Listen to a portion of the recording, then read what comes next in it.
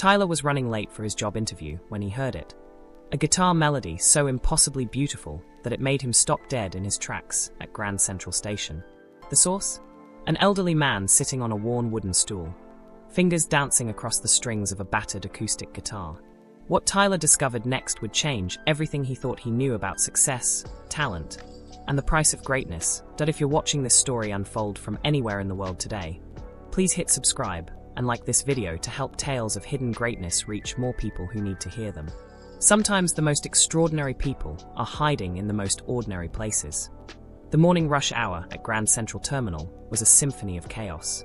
Thousands of commuters flowed through the marble corridors like a human river, each person focused on their destination, their schedule, their own small corner of the vast city's daily rhythm. The sound of clicking heels, rolling suitcases, and hurried conversations echoed off the vaulted ceiling, creating the familiar soundtrack of New York ambition. Tyler Martinez clutched his portfolio tighter as he navigated through the crowd, his 24-year-old frame still carrying the nervous energy of someone new to the city's relentless pace. The job interview waiting for him at a prestigious marketing firm could determine whether he stayed in New York or returned home to Ohio with his dreams deflated. He had been preparing for this moment for months, rehearsing answers to potential questions, perfecting his presentation materials. His phone showed 8:47 a.m. The interview was scheduled for 9:15 a.m., giving him exactly 28 minutes to travel 12 blocks through Manhattan morning traffic. Completely doable, if he caught the next subway train without delay. Tyler had timed this journey 3 times during practice runs, accounting for every variable except the one that was about to derail his carefully planned morning. As he descended toward the subway platform. That's when he heard it. A single acoustic guitar playing what sounded like classical music, but arranged in a way that made the familiar melody seem entirely new. The sound cut through the station noise with crystalline clarity, demanding attention in a space where most people had learned to ignore everything except train announcements. Tyler slowed his pace despite every instinct screaming at him to hurry. His grandmother had been a piano teacher, and she had drilled musical appreciation into him from childhood. What he was hearing now was not typical subway busking. This was artistry of the highest order, performed with technical precision that belonged in concert halls, not underground transit stations. Following the sound, he turned toward a corner near the express platform entrance, where a modest crowd had gathered. Unlike the usual subway audience of polite listeners dropping coins while checking their phones, these people had actually stopped moving. A businessman in an expensive suit stood with his briefcase forgotten at his feet, listening with genuine attention. A young mother had paused her hurried journey, her toddler quiet in his stroller, both captivated by the unexpected concert. At the center of their attention sat an elderly man on a simple wooden stool. His hair was silver white, neatly combed, but showing the signs of someone who no longer worried about perfect grooming. His clothes were clean but worn, a faded brown cardigan over a white shirt, dark pants that had seen better years. Nothing about his appearance suggested anything remarkable, except for his hands. Tyler pushed closer through the small crowd, his marketing interview momentarily forgotten. The man's fingers moved across the guitar fretboard with fluid precision that spoke of decades of dedicated practice. His technique was flawless, but more than that, it was expressive. Each note seemed to carry emotional weight, building complex harmonies that shouldn't have been possible on a single acoustic instrument. The piece he was playing was hauntingly beautiful, familiar enough that Tyler felt he should recognize it, but arranged in such a sophisticated way that it seemed entirely original. The melody wove through major and minor keys with mathematical precision, creating a musical narrative that told a story without words. Tyler found himself holding his breath. As someone who had grown up around music, he understood he was witnessing something extraordinary. This was not street performance for spare change. This was artistry being shared freely with anyone willing to pause and listen. A transit police officer approached the gathering crowd, his expression suggesting he was preparing to disperse what he probably saw as an obstruction to pedestrian traffic. "All right, folks, keep it moving," he announced, his voice carrying the weary authority of someone who dealt with subway performers daily. "Sir," he addressed the guitarist, "you'll need to." The officer's words died in his throat as the elderly man looked up without stopping his performance. There was something in that gaze, a depth of experience and quiet dignity that made the officer pause mid-sentence. The musician gave him a slight nod of acknowledgement but continued playing, his fingers never missing a note. Tyler stepped forward before he could stop himself. "Officer, please," he said quietly. "This is incredible music. I've never heard anything like this performed live." The officer looked at Tyler with mild irritation. "Kid, I don't care if he's playing Beethoven. We have rules about blocking pedestrian areas." "He's not blocking anything," protested a woman in a navy business suit, surprising herself by speaking up. "People are choosing to stop and listen. That's different." The guitarist's performance continued, his complete focus on the music creating a bubble of calm in the chaotic station environment. Tyler watched in fascination as the man navigated technical passages that required skills typically developed only through formal classical training. The finger-picking patterns were incredibly complex, creating the illusion of multiple instruments playing simultaneously. "Look at his technique," Tyler whispered to the woman beside him.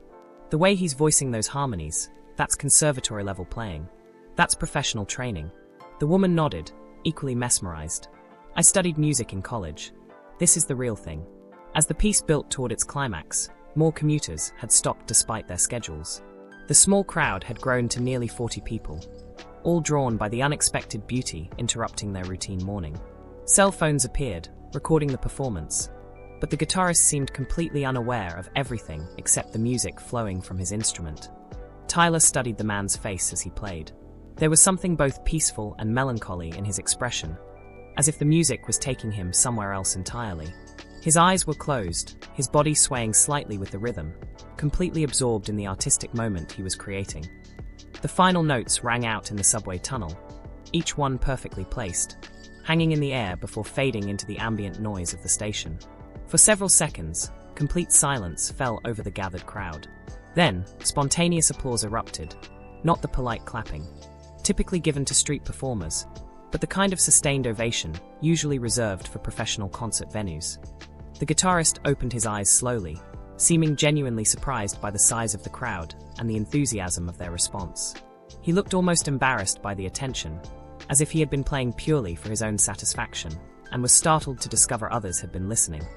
People began dropping money into his open guitar case. Not just spare change, but deliberate contributions. A man in an expensive overcoat pulled out his wallet and placed a $50 bill among the coins. Others followed with similarly generous donations, recognizing they had witnessed something special. "Sir," Tyler called out as the crowd began to disperse, train schedules reclaiming their attention. "That was absolutely extraordinary. Where did you learn to play like that?"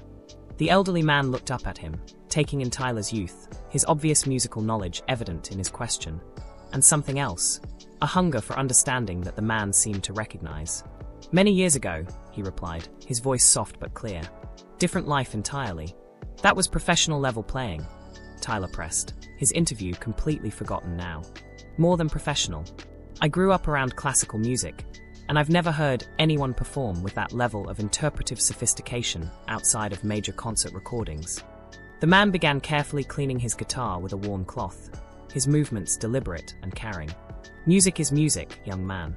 Doesn't matter where it's performed, only how deeply it's felt." Tyler noticed the man's hands as he cleaned the instrument.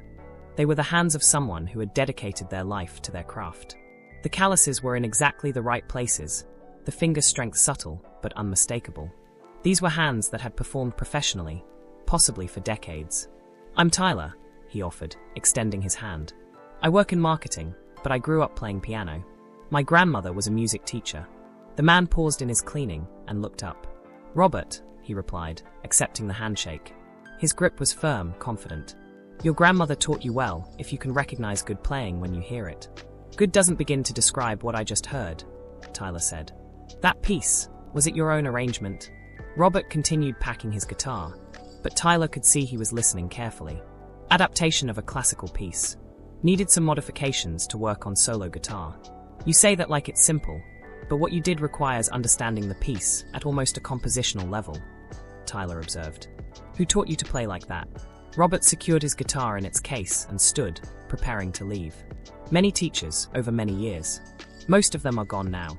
Something in his tone made Tyler realize he was in the presence of someone with a significant musical history. "Robert, I know this might sound strange, but would you consider having coffee with me? I'd love to hear more about your music, your background." Robert studied Tyler for a long moment, as if weighing something in his mind. Don't you have somewhere important to be? Young man in a suit, carrying a portfolio, checking his phone every 30 seconds. That's the look of someone with an appointment. Tyler glanced at his phone. 8:54 a.m. His interview was in 21 minutes, and he was still at least 15 minutes away. For the first time in months, he made a decision that prioritized curiosity over careful planning. Actually, Tyler said, I think I might have just found something more important than where I was going. Robert's eyebrows raised slightly. That's either very wise or very foolish. I'm hoping for wise, Tyler replied. They found a small diner 2 blocks from the station, the kind of place that seemed untouched by Manhattan's constant renovation. Red vinyl booths, checkered floor tiles, and the comforting smell of coffee and bacon grease. Robert chose a corner table where they could talk without being overheard. So, Tyler said after they had ordered coffee, what's your story? How does someone with your level of talent end up playing subway platforms? Robert stirred his coffee thoughtfully. How does anyone end up anywhere? Series of choices, some good, some less so. Circumstances beyond your control. Time. That's not really an answer, Tyler pressed gently. Robert looked at him with what might have been amusement. You're persistent. My grandmother always said the best music lessons came from asking the right questions. Smart woman. Robert sipped his coffee, seeming to make a decision. What do you know about classical guitar performance, Tyler? Honestly, not much. Piano was my instrument growing up, though I never pursued it professionally. But I know enough to recognize extraordinary when I hear it. Robert nodded. Classical guitar is a demanding discipline. Requires years of study, perfect technique, and an understanding of musical theory that most people never develop. Very few people make a living at it. But you did, Tyler guessed. Make a living at it, I mean. For a while, Robert admitted. Long time ago. Tyler waited, sensing there was more to the story. Robert seemed to be weighing how much to reveal to this young stranger who had followed him from a subway platform. I performed professionally for 15 years, Robert said finally. Concert halls, recording contracts, international tours. Had what most musicians would consider a successful career. Tyler stared at him. What happened? Robert was quiet for a long moment, his fingers absently moving in fingering patterns on the table surface. Muscle memory from decades of practice. Life happened. Success is more fragile than people realize, especially in the arts. One injury, one bad review, one moment when your confidence cracks. Everything can change very quickly. Injury? Robert flexed his left hand, looking at it as if seeing an old enemy. Repetitive stress injury in my fretting hand. Started small, just some stiffness after long practice sessions. By the time I took it seriously, the damage was significant. Took 2 years of rehabilitation to play again, and by then, your career was over, Tyler finished. The classical music world has a short attention span, Robert explained. 2 years away might as well be 20. Younger players had taken the opportunities one had been working toward. Recording contracts went to names that were currently relevant. Concert bookings dried up. Tyler absorbed this information, thinking about his own career anxieties, his fear of falling behind in the competitive marketing world. But you came back from the injury. You're playing again. I came back to the music, Robert corrected. The career never returned. Different thing entirely. So you play in subway stations. I play where people appreciate music for its own sake, Robert said. No critics, no reviews, no career implications. Just art shared with anyone willing to listen. There's freedom in that. Tyler considered this perspective, so different from his own achievement-focused mindset. Don't you miss it? The recognition, the professional success. I miss some aspects, Robert admitted. The opportunity to share music with larger audiences, the resources to explore more complex compositions. But I don't miss the pressure, the politics, the constant evaluation of worth based on external metrics. Their conversation was interrupted by Tyler's phone, buzzing with a text message from the marketing firm. Looking forward to meeting you at 9:15. Please confirm your attendance. Tyler stared at the message, then at Robert. I should go. I'm supposed to be interviewing for a job that could change my life. Could it? Robert asked. Change your life, I mean. Or would it just change your circumstances? The question caught Tyler off guard. What's the difference? Circumstances are external. Salary, title, office location. Life change is internal. How you see yourself, what gives you meaning, how you spend your energy. Robert paused. Which one are you hoping this interview will provide? Tyler realized he didn't have a ready answer. He had been so focused on landing the job, on meeting external expectations of success, that he hadn't considered what he actually wanted from the experience. "I don't know," he admitted. "That's honest," Robert said. "Most people never ask themselves that question." Tyler's phone buzzed again. Another message. "Traffic is heavy this morning. Please allow extra travel time." "They're being understanding about timing," Tyler noted, showing Robert the message. "Sounds like a reasonable employer," Robert observed. "What kind of marketing work?" Tyler explained the position. Digital marketing for a luxury goods company, creating campaigns for products most people couldn't afford, targeting demographics based on spending patterns and lifestyle indicators. As he described the role, he heard his own words differently, perhaps influenced by his conversation with someone who had stepped away from the pursuit of external validation. Disclaimer: this video is a fictional dramatization created for entertainment and inspirational purposes only. Any resemblance to real individuals, locations, or events is purely coincidental. This story was crafted to highlight themes of hidden talent, mentorship, and finding meaning in creative work. "Sounds lucrative," Robert commented. "It could be. Good salary, benefits, potential for advancement. Everything I thought I wanted when I moved here." "Thought you wanted?" Tyler was surprised by his own uncertainty. "I mean, it is what I want. Financial stability, career growth, professional recognition. The normal goals." Robert finished his coffee and leaned back in the booth. "Tyler, can I tell you something about recognition?" "Of course. For 15 years, I performed for audiences who knew my name before I walked on stage. Critics wrote about my interpretations, other musicians sought my advice, students wanted to study my technique.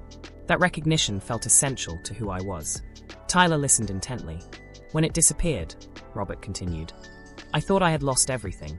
Spent 2 years feeling sorry for myself, convinced that music without audience approval was meaningless. Nearly stopped playing entirely. What changed? One morning, I was sitting in Washington Square Park, playing guitar for my own therapeutic reasons. A little girl, maybe 6 years old, walked up and listened to an entire Bach piece. When I finished, she clapped and said, 'That was beautiful. Thank you for sharing it.' No agenda, no critique, just pure appreciation for the music itself." Robert smiled at the memory. "That's when I understood that music doesn't need recognition to be meaningful. It needs to be honest, to be felt, to connect with whoever is willing to receive it. The subway platform, the park bench, Carnegie Hall, they're all just venues.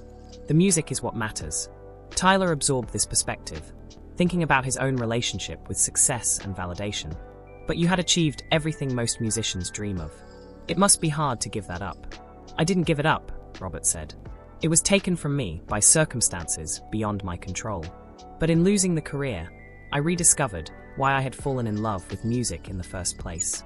That turned out to be worth more than any recording contract." Tyler's phone showed 9:02 a.m. If he left immediately, he could still make his interview on time.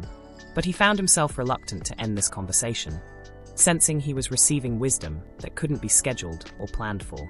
"Robert, can I ask you something personal?" "You can ask. I may not answer. Do you ever regret the way things turned out? Do you wish you could go back and change the decisions that led to losing your career?" Robert considered the question carefully. "Regret is complicated. I regret the injury that started everything, certainly. I regret not taking better care of my physical health when I was younger. But the rest of it, the career ending, the years of rebuilding my relationship with music, I'm not sure I would change that." "Why not?" "Because the person I was during my successful years was not necessarily someone I liked very much," Robert admitted. "Success can make you forget why you started doing something in the first place. It can turn art into achievement, creativity into competition." Tyler thought about his own ambitions, his focus on landing this job, on climbing whatever ladder was presented to him. "So what would you do if you were 24 again, knowing what you know now?" "I would ask myself different questions," Robert replied. "Instead of, what do I want to achieve? I would ask, what do I want to contribute? Instead of, how can I succeed? I would ask, how can I serve something larger than myself?" Tyler's phone buzzed with a call from the marketing firm. He looked at the screen, then at Robert, making a decision that surprised himself that he declined the call. "Tyler," Robert said, noticing the action, "don't make impulsive decisions based on one conversation with a stranger." "It's not impulsive," Tyler replied, though he wasn't entirely sure that was true. "It's just, this feels more important right now, than anything waiting for me in an office building. Robert studied him carefully. What do you think you're looking for in this conversation? Tyler considered the question. I don't know. Direction, maybe? Understanding?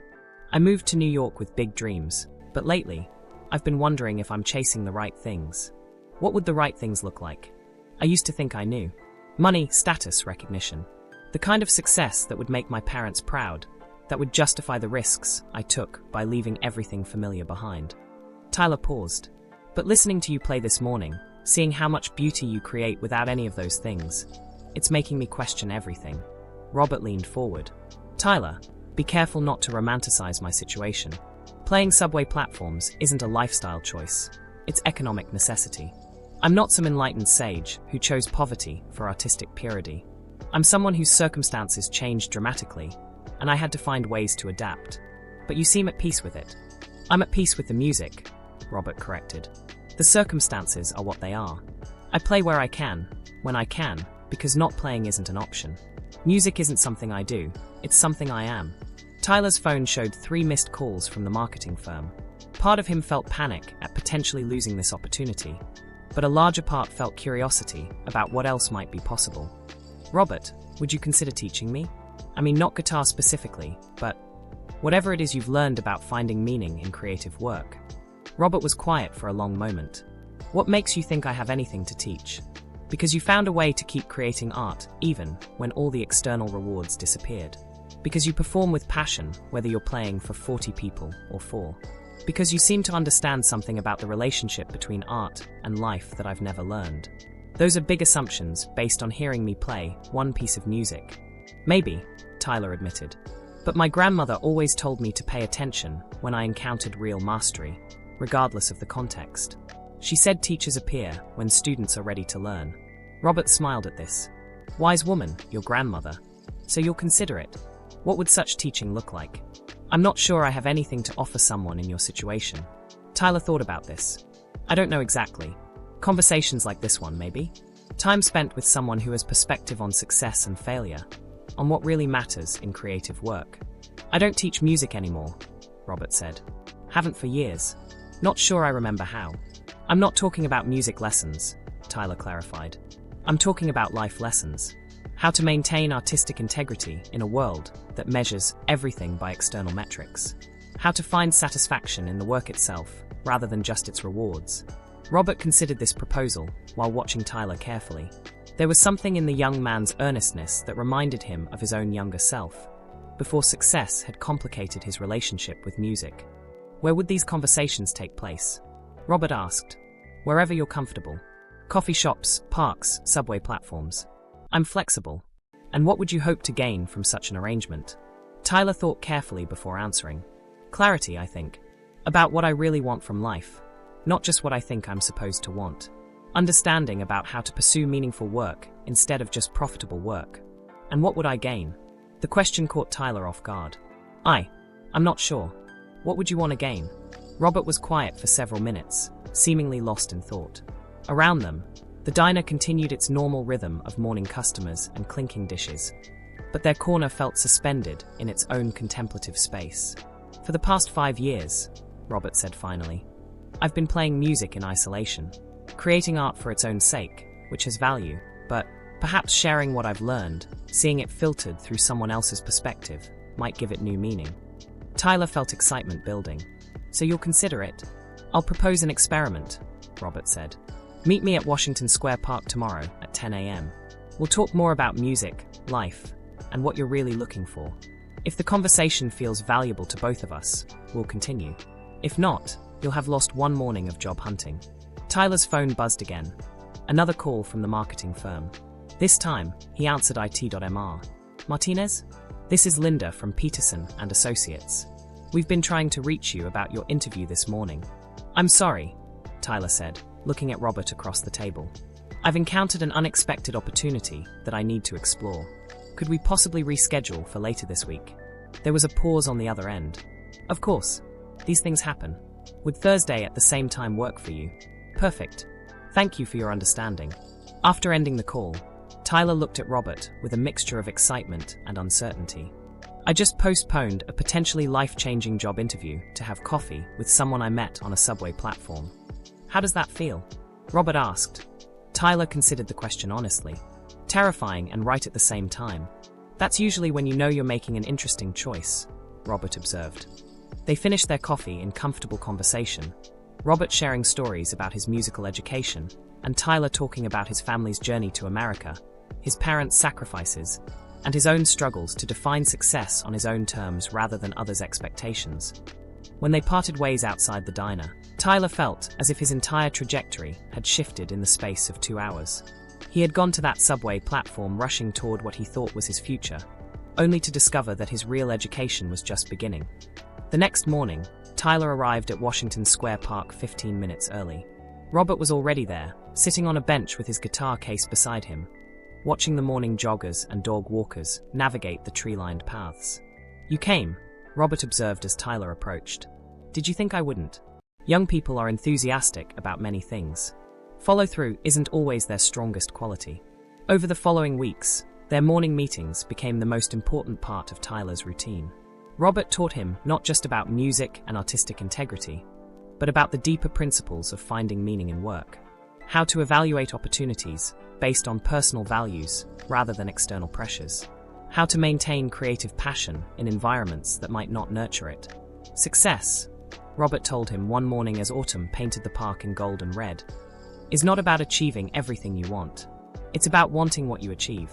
The difference between those two perspectives can determine whether you spend your life satisfied or constantly chasing the next goal. Tyler absorbed these lessons while reconsidering his professional plans. The marketing job interview, when he finally attended it, went well, but he found himself asking different questions about the company culture, the work environment, and the alignment between his personal values and their business practices. We were impressed with your portfolio, the hiring manager told him, but even more impressed with your questions about our company mission and creative process. Most candidates focus primarily on compensation and advancement opportunities. Tyler accepted the position, but with a different perspective on what he hoped to gain from it. Instead of seeing it as a stepping stone to something else, he approached it as an opportunity to learn about business, marketing, and human psychology while maintaining his connection to more meaningful pursuits. 3 months after their first meeting, Tyler convinced Robert to perform at a small venue in Greenwich Village. Not as a comeback attempt, but as a way to share his music with an audience that could truly appreciate its sophistication. Robert agreed reluctantly, more to honor their friendship than from any desire to return to professional performance. The concert was intimate, maybe 50 people in a coffee house setting. But when Robert played, the room fell into the same reverential silence Tyler had first witnessed in the subway station. The audience understood they were hearing something special, even if they didn't know the performer's history. After the show, a young music journalist approached Robert. "Sir, that was an extraordinary performance. Would you consent to an interview? I'd love to write about your music." Robert looked to Tyler, who nodded encouragingly. "Perhaps," Robert said, "but I would want the focus to be on the music itself, not on my personal history." "Of course," the journalist agreed. "Though I have to ask, where have you been performing? I cover the classical music scene pretty extensively, and I've never heard playing like that." Robert smiled. "I've been performing where people need music most. Sometimes that's concert halls, sometimes it's subway platforms. The music doesn't change based on the venue." 6 months later, Robert's story appeared in a respected music magazine. Not as a comeback narrative or a tale of fallen success, but as a meditation on the relationship between art and recognition, creativity and career. The article sparked conversations about how society values artistic contribution and whether commercial success should be the primary measure of creative worth. Tyler read the article with pride in his mentor and friend. By then, their relationship had evolved beyond the teacher-student dynamic into something approaching family. Robert had begun giving informal guitar lessons to neighborhood children, finding joy in passing on musical knowledge without the pressure of professional instruction. "You've changed," Tyler observed one morning as they sat in their usual park spot, watching Robert tune his guitar for an impromptu lesson with a 10-year-old whose parents couldn't afford formal music education. "How so? You seem lighter." "More. I don't know. More yourself than when I first met you." Robert considered this. Maybe teaching requires finding hope in the future again. watching someone else discover what music can be, remembering why it matters. The 10-year-old arrived with her mother, carrying a tiny guitar and wearing an expression of serious concentration that reminded Tyler of Robert during his subway performances. As Robert began showing her basic fingering techniques, Tyler saw something he had never witnessed before. The master musician's face lit up with pure joy at sharing his knowledge. Music, Robert told his young student, is not about being perfect. It's about being honest. Play what you feel, and the technique will follow. Tyler watched this interaction and understood that Robert had found something in teaching that performing alone had never provided. The satisfaction of ensuring that knowledge and passion would continue beyond his own lifetime. Years later, as Tyler established himself in the marketing world while maintaining his friendship with Robert, he often reflected on that morning when a delayed subway train had led him to an encounter that changed his entire perspective on success, art, and the hidden sources of wisdom that surround us daily. Robert continued playing in subway stations, not from necessity now, but from choice. He had developed a following of regular commuters who timed their travel to catch his morning performances. But more importantly, he had found peace with his path, creating beauty without agenda, sharing knowledge without expectation, living artistically on his own terms. The marketing career Tyler eventually built was successful by conventional measures, but it was informed by principles Robert had taught him about finding meaning in work, maintaining integrity under pressure, and remembering that professional achievement should serve personal fulfillment, not replace it. And every morning, as Tyler descended into the subway system for his commute to work, he listened for the sound of unexpected beauty being shared freely with anyone willing to pause and appreciate it. Because Robert had taught him that the greatest masters are often those who have learned to create art for its own sake, regardless of recognition or reward. In a world obsessed with viral fame and instant success, the subway platform continued to host daily demonstrations of a different kind of greatness. The quiet mastery of someone who had learned that true artistry transcends venue, audience, and acclaim.